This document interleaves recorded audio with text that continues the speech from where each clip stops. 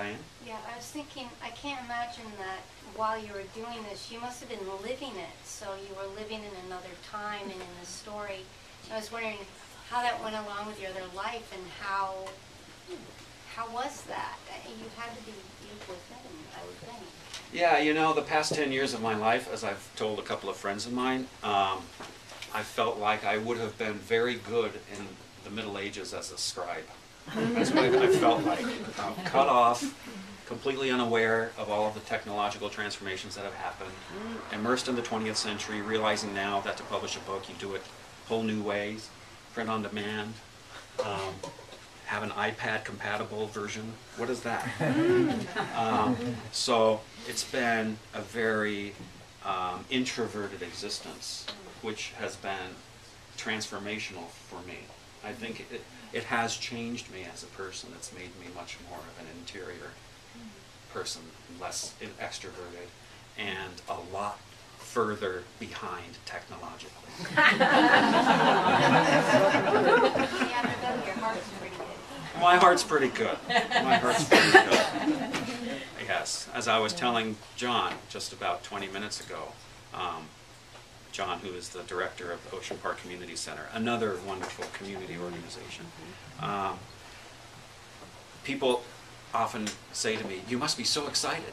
You must be, you know, you must want to dance on the tables, jump for joy." And excitement is not the emotion that I have felt, but I have felt a profound sense of peace, because I feel like if the worst happens, if I walk out today and I get hit by a car, I'd be okay with that. Because I feel that I've done the bare minimum that I've been put here to do. And I think that's something that not very many people can say or feel at many points in their lives. And I don't know how long I'll be able to hold on to that feeling, but I'm going to do my damnedest to keep it going as long as I can. How long was it from when you actually committed yourself to writing the book till you actually finished it and gave birth to the book? Did it take? What was the time spent? 10 years. 10 years. Now, that's 10 years of vacations and weekends. It was not a full-time job. You had a full-time job doing something had a else? full-time job. Okay, so when you try and envision the structure of this book, you have to start off someplace to make the foundation and figure out how you're going to make this chapter go into that chapter. That was within this 10 years, right? I'd say I was musing about it and writing Post-its that I was pasting all over my body for about 10 months. You know, there was that Lily Tomlin show, Search for Intelligent Science of Life and the Universe, where she has Post-its, all the homeless lady who Post-its. I felt like that for about 10 months, until I spent the time with my muse, the Greyhound. Well, because once you kind of figured out the structure of it, so you had places to fill in, so then it had a flow. Yeah. I can see how you get going, but just we're in a book club now I'm so aware of how do the authors ever get kind of structure to work with, and how do they establish that to get, okay, there's so many foundations and all branch here. You know, the structure was the one thing that worked best for me early on to get me going, and that's what I had.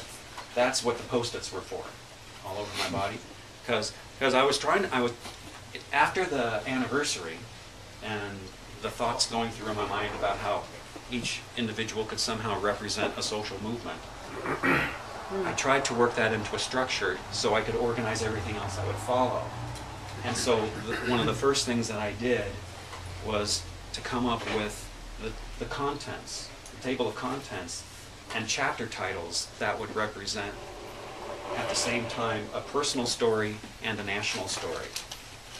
So that's why the contents include chapters with titles such as The Great War, Riots, Baby Boom, The Women's Movement, Heartland, and on and on and on. So I was trying to find the one core nugget in each individual family member or experience that could be representative of something larger as the whole, as the organizing structure of the whole story.